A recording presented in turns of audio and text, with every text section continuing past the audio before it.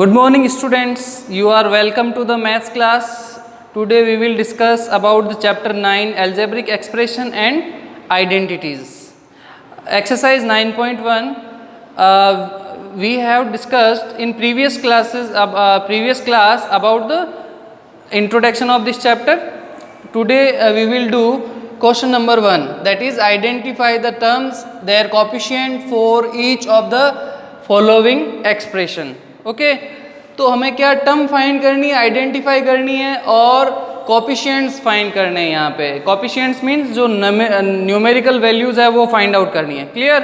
So first part is 5x square minus 3xy in which this is first term and this is second term. There are two term here. So we identify in the first part as the first term 5x y z square. This is the first term of first part. Okay, so यहाँ पे हमें क्या है, coefficient term की पहचान हो गई. अब कोफिशिएंट फाइंड करना है कि इस टर्म में कोफिशिएंट क्या आया है. कोफिशिएंट मीन्स न्यूमेरिकल वैल्यू, यानी कि जो मल्टीपल में नंबर है वो कोफिशिएंट होगा. यहाँ पे एक्स वाई जेड स्क्वायर के मल्टीप्लाई में 5 means coefficient will B 5. Now second term is the minus 3xy and numerical value is minus 3, so coefficient will be minus 3. Okay, now second part, there are three term here. Okay, first term is the 1 and coefficient of number will be also number self. Okay, तो ये 1 का coefficient क्या होगा, खुद 1 ही होगा. Okay, number का coefficient जो है वो as it is लिखेंगे. Now second term is the x, और जब भी केवल वेरिएबल होगा इट मीन्स नंबर यहाँ शो नहीं हो रहा है, नंबर गिवन नहीं है, उस कंडीशन में 1 होगा वेरिएबल हमेशा. अगर यहाँ माइनस साइन होता तो -1 कोफिशिएंट हम राइट डाउन करते हैं. So coefficient will be 1. Okay, because we can write 1 into x. X को हम क्या राइट डाउन कर सकते हैं, 1 इंटू एक्स, और 1 इंटू एक्स मल्टीप्लाई करेंगे we get x. So we can say coefficient of x will be 1. Okay, so next third term is x square. X square is third term, so we can say similarly coefficient of x square is also 1. If term is minus x square, then answer will be -1. Coefficient of minus x square will be -1. Okay, now part third, there are 4 term here. Okay, in which first term is 3, and you know very well what will be the coefficient of any number. You know na, coefficient of any number will be as it is. Answer will be as it is, means coefficient of 3 is 3. Now second term is the minus pq.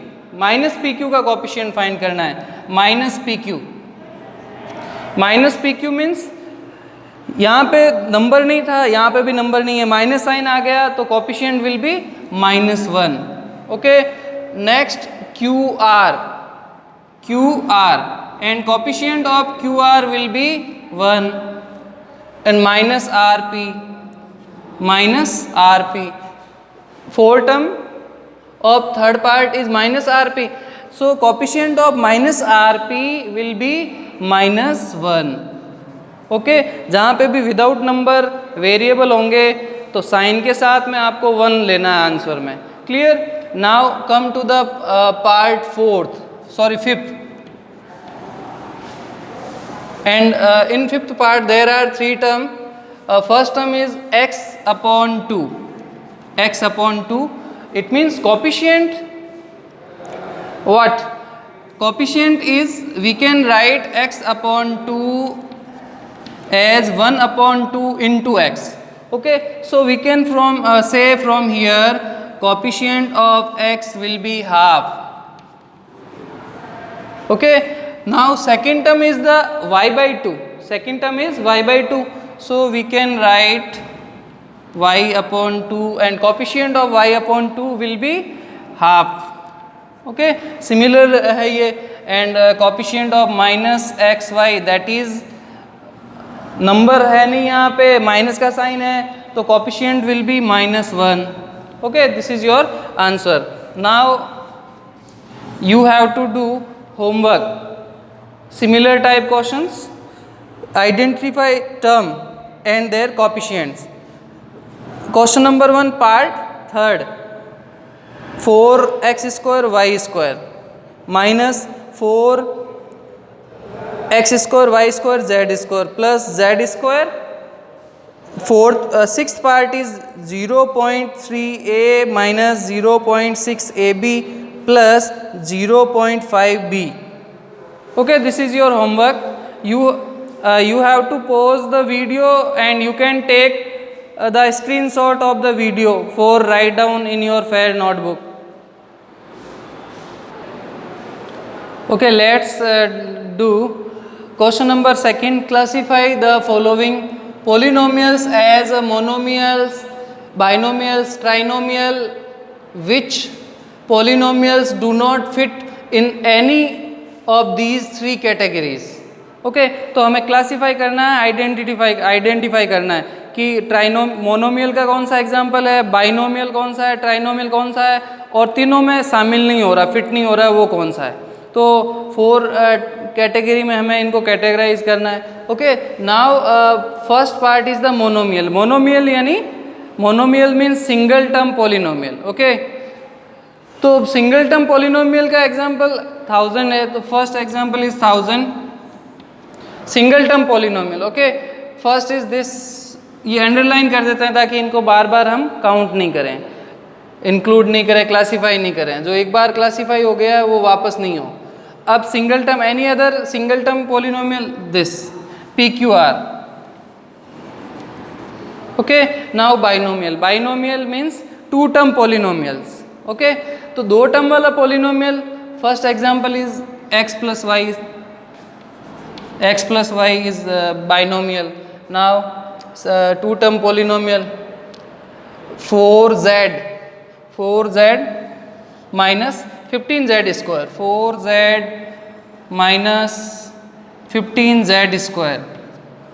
Okay, any other single term 2 term polynomial, this p square pq square comma p square q plus pq square, and this is also binomial 2p plus 2q.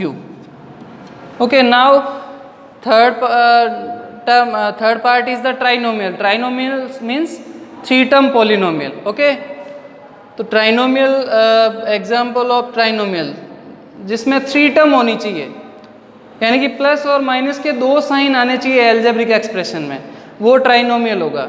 Okay, तो first trinomial is 7 plus y plus 5x comma, this is also trinomial. 2y minus 3y square plus 4y cube. Okay, and this is also trinomial comma 5x minus 4y plus 3xy. अब trinomial है, इनके ऊपर मैं ये write down कर देता हूँ इससे बाहर, ताकि हमें पता रहे ये इंक्लूड हो चुका है. Any other example of trinomial, this AB plus CD plus DA comma AB plus CD plus DA. Okay, इसके ऊपर भी हम बाहर पुट कर देते हैं. अब polynomial that do not fit in any of these 3 categories.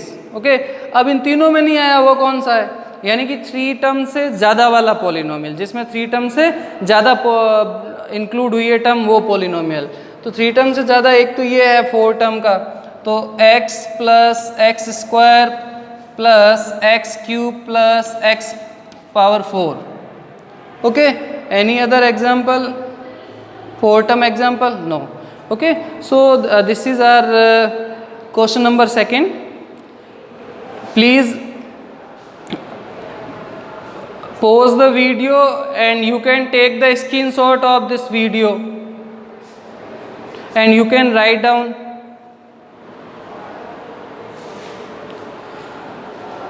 Thank you.